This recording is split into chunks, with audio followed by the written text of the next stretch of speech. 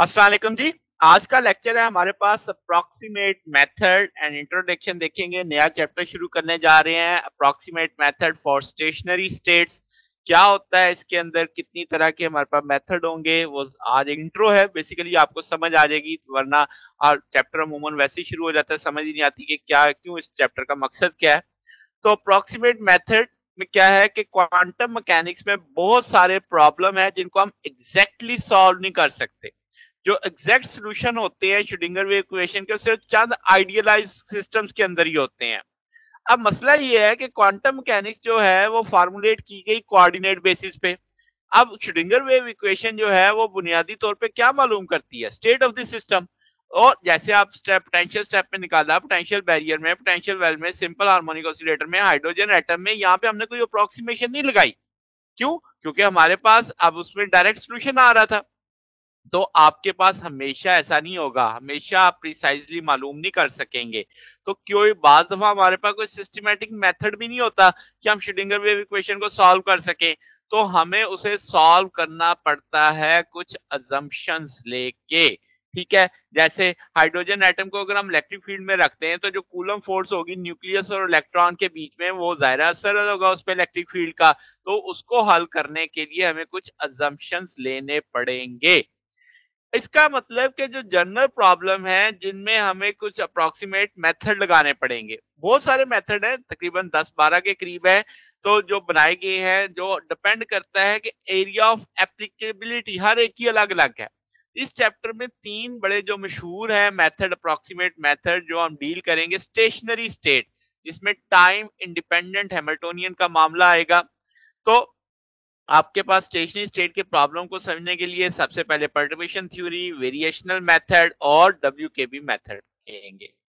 तो perturbation theory में क्या है कि एक जनरल मेथड है जिसमें हम कॉम्प्लेक्स क्वांटम सिस्टम को एनालाइज करते हैं, किसकी मदद से? सिंपल वेरिएंट की मदद से।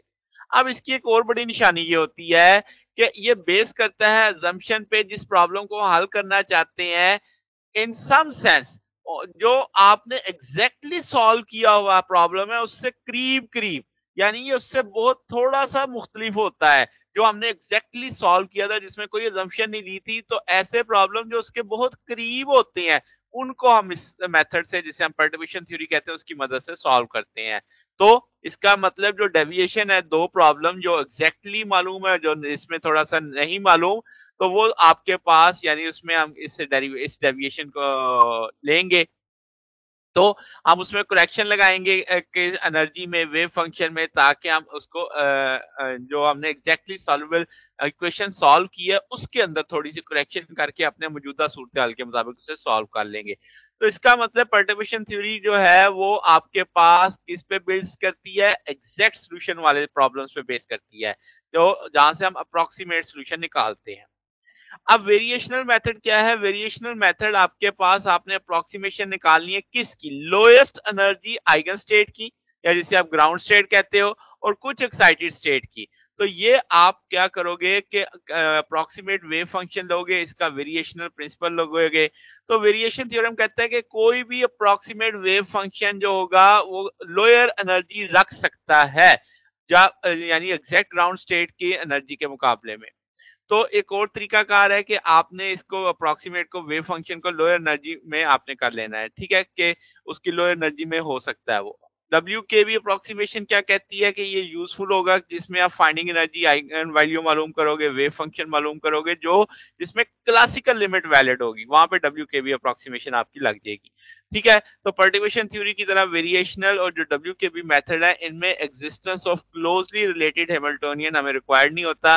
ठीक है, जो आपको एग्जैक्टली सॉल्व करने में आपने मदद दी थी। यानी कि इसका मतलब कि पर्टिकुलेशन में तो आपको उस प्रॉब्लम का पहले पता होना चाहिए जो एग्जैक्टली सॉल्व था, जिसका एग्जैक्ट सोल्यूशन था। जबकि वेरिएशनल और डब्ल्यू के बी में ऐसी कोई बंदिश नहीं है। तो ये हमारे पास आज का टॉपिक था। अगर आपको इसमें कोई बात पूछनी हो, डाउट हो, तो नीचे कमेंट्स में पूछ सकते हैं। वीडियो अच्छी लगी हो तो वीडियो को लाइक कीजिएगा, दोस्तों के साथ शेयर कीजिएगा, चैनल को सब्सक्राइब कर दीजिएगा।